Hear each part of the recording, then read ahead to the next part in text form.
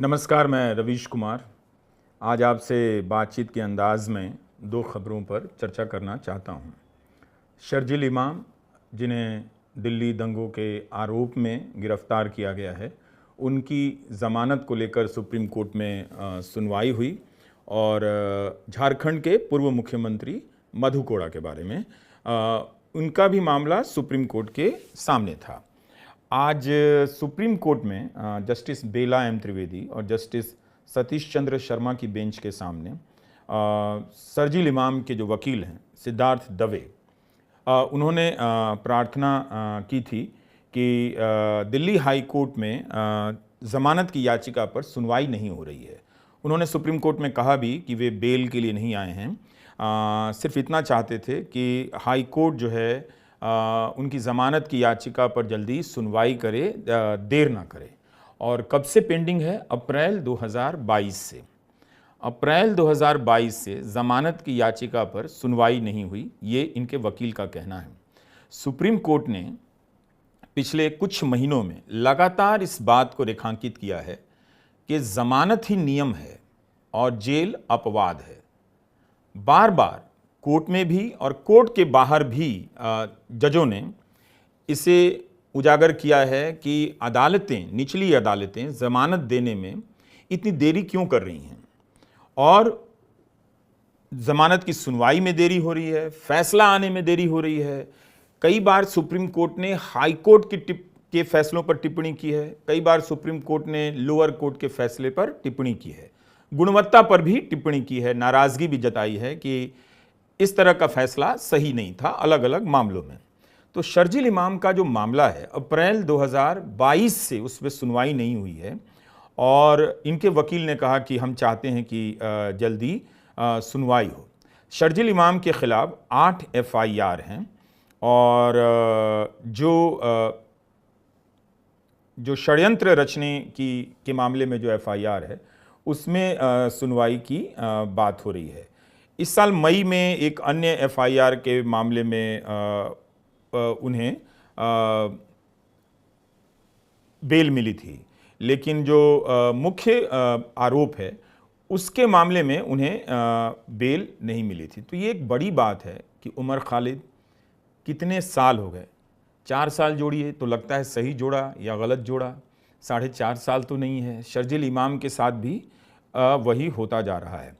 तो इसलिए जस्टिस बेला एम त्रिवेदी और जस्टिस SC शर्मा की बेंच ने कहा कि वे इस याचिका पर सुनवाई नहीं करेंगे, जिसमें आर्टिकल 32 के तहत, संविधान की धारा आर्टिकल 32 के तहत प्रार्थना की गई थी कि सुप्रीम कोर्ट सुने और बताए कि निर्देश दे कि अप्रैल 2022 के बाद से जिस जमानत के मामले में सुनवाई नहीं हुई है उसमें सुनवाई तेज़ी से आए। अब शायद ये एक डेट है कि 25 नवंबर को दिल्ली हाई कोर्ट में सुनवाई होनी है और कोर्ट ने कहा है, सुप्रीम कोर्ट ने, कि हाई कोर्ट इस पर विचार करे। तो ये एक तरह से मामला शर्जील इमाम के बारे में या और उमर खालिद के मामले में काफ़ी अलग दिखाई देता है। जो सुप्रीम कोर्ट के तमाम जज अलग अलग फैसलों में कह चुके हैं कि ज़मानत जो है वो नियमतः मिलनी चाहिए। नियम के अनुसार पहले आप ज़मानत दे दीजिए, लेकिन 4 साल 5 साल अगर आप किसी को जेल में रख रहे हैं और ज़मानत नहीं दे रहे हैं, कई कारणों से ज़मानत की सुनवाई स्थगित होती जा रही है, ये अच्छा तो नहीं है। और इसे और किसी और ने नहीं, किसी दूसरे नहीं, खुद अदालत के भीतर बैठे लोगों ने इसे रेखांकित किया, इस पर चिंता जताई है। दूसरी बात है मधु कोड़ा, जो झारखंड के पूर्व मुख्यमंत्री हैं, इनका मामला है। अब ये चाहते थे कि दिल्ली की पटियाला कोर्ट ने 2017 में जो इन्हें जेल की सज़ा सुनाई थी, 3 साल की सज़ा, कठोर कारावास की सज़ा थी, उस सज़ा पर रोक लग जाए। तो इसके लिए ये हाई कोर्ट जाते हैं। 2020 में दिल्ली हाई कोर्ट इनकी याचिका को खारिज कर देता है। मधु कोड़ा चाहते थे कि इस बार जो झारखंड में चुनाव हो रहे हैं उसमें वे चुनाव लड़ें, और लेकिन लड़ नहीं सकते थे क्योंकि ये दोषी पाए गए हैं और जेल में रह चुके हैं। तो 2020 में दिल्ली हाई कोर्ट में इनकी याचिका खारिज हो जाती है। ये फिर जाते हैं तो अक्टूबर के महीने में इनकी याचिका खारिज हो जाती है। इनका केस बरकरार रहता है। मतलब जो सज़ा सुनाई गई थी निचली अदालत के जरिए द्वारा, वो सज़ा बरकरार रहती है और मधु कोड़ा चुनाव नहीं लड़ सकते हैं। इस बीच हुआ ये कि जनवरी के महीने में मधु कोड़ा की पत्नी जो कांग्रेस में थी, गीता कोड़ा, बीजेपी में आ जाती हैं। लेकिन इसका बहुत ज़ोर शोर से ऐलान नहीं किया जाता है। आ जाती हैं लेकिन इतना उभार कर जैसे होता है कि स्वागत कर रहे हैं, हंगामा मच रहे हैं, इस खबर को बहुत सतह के नीचे ये खबर रखी जाती है कि ज़्यादा इस पर चर्चा ना हो। जबकि प्रधानमंत्री दावा करते हैं कि वे भ्रष्टाचार से समझौता नहीं करते हैं, लेकिन यहाँ भ्रष्टाचार के एक मामले में सजा पाए व्यक्ति को बीजेपी के मंच पर देखा जाता है।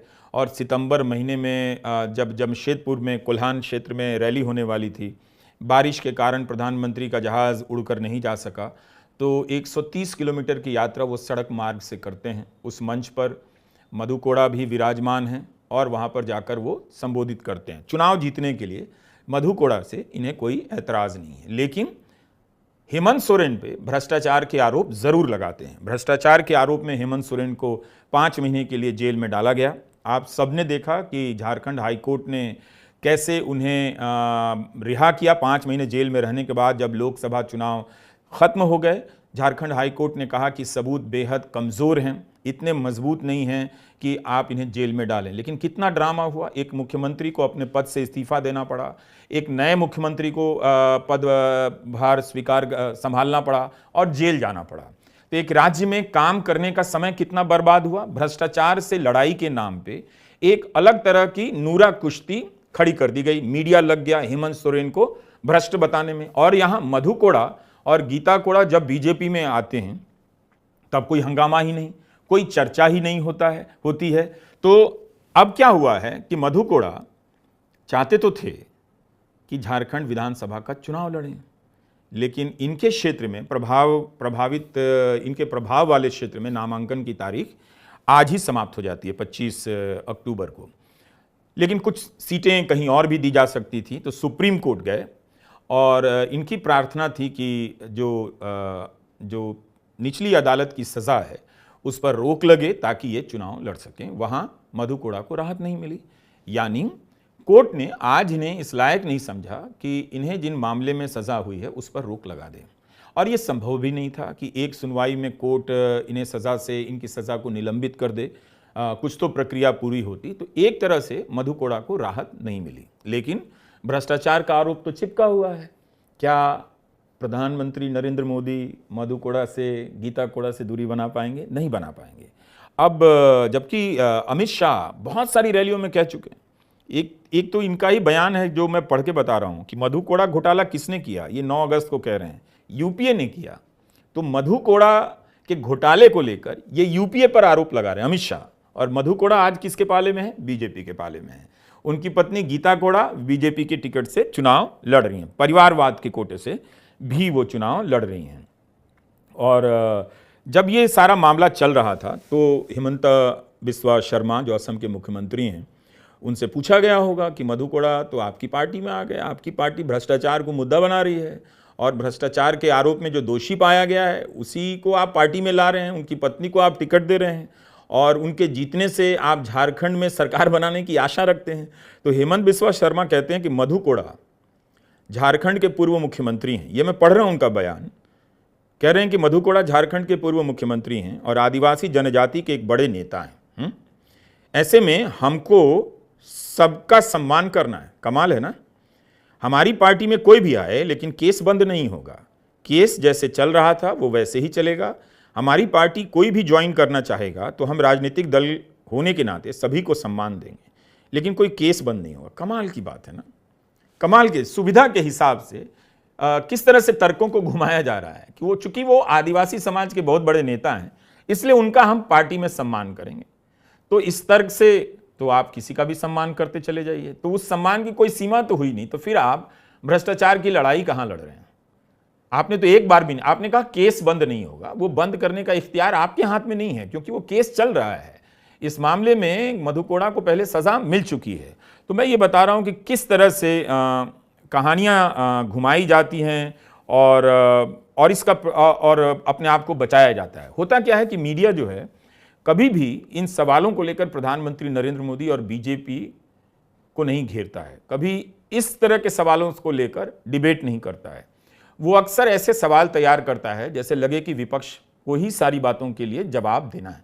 10 साल हो गए बीजेपी के केंद्र में नरेंद्र मोदी की सरकार के, लेकिन आपने इस तरह की कितनी डिबेट देखी होगी कि मधु कोड़ा की सज़ा बरकरार रही, स्थगन या निलंबन के लिए सुप्रीम कोर्ट गए थे, सफल नहीं हुई, तो बीजेपी मधु कोड़ा के सहयोग से क्यों चुनाव जीतना चाहती है। अगर वो हेमंत सोरेन पे भ्रष्टाचार के आरोप लगा रही है तो भ्रष्टाचार के आरोप में मामले में सजा पाए व्यक्ति के साथ क्यों घूम रही है, क्यों उनकी पत्नी को टिकट दे रही है।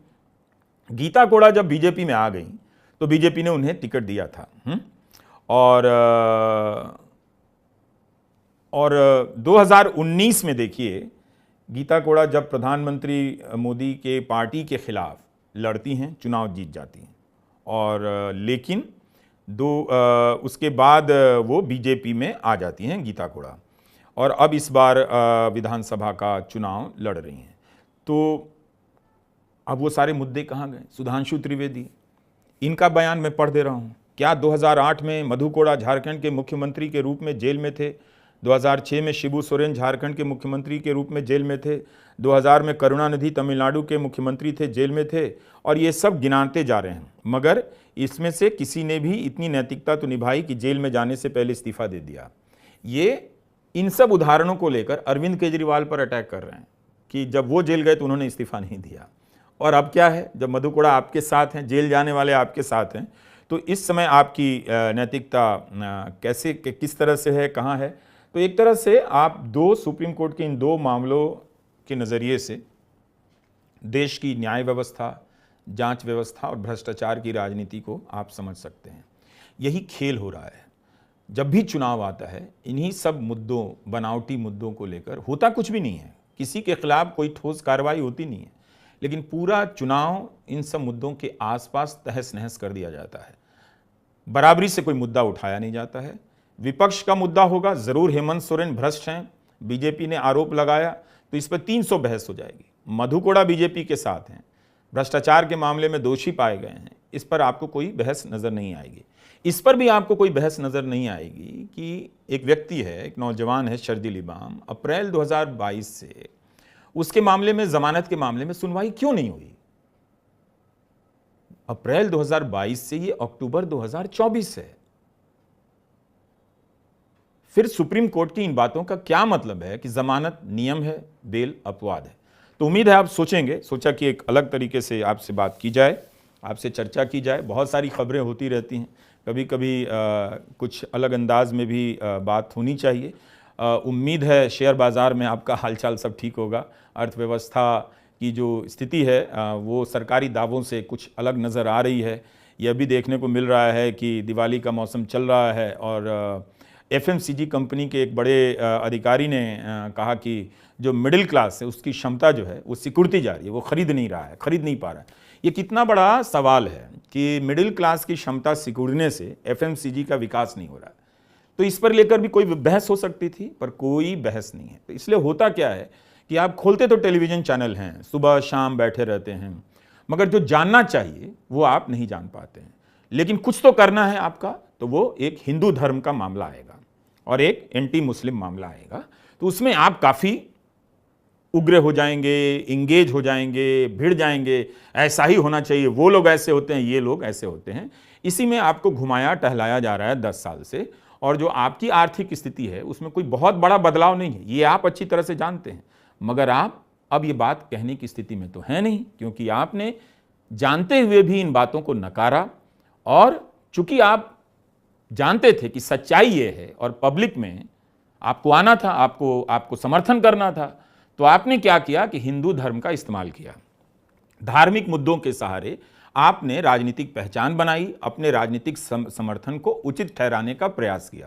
वो आप आगे भी करते रहेंगे, क्योंकि 100-150 साल से हिंदी प्रदेश में यही फॉर्मूला चल रहा है। मुझसे पहले बहुत से पत्रकार आए जो इन सांप्रदायिक हिंसा को लेकर समझते रहे, ज़्यादा गहराई से अध्ययन किया, लोगों को बताया, खूब अखबारों में लेख लिखे, किताबें छापी, लेकिन ये सब प्रक्रिया बंद नहीं हुई। तो आप ये करते रहेंगे तो धोखा देते रहिए अपने आप को, इसमें कोई बात नहीं है।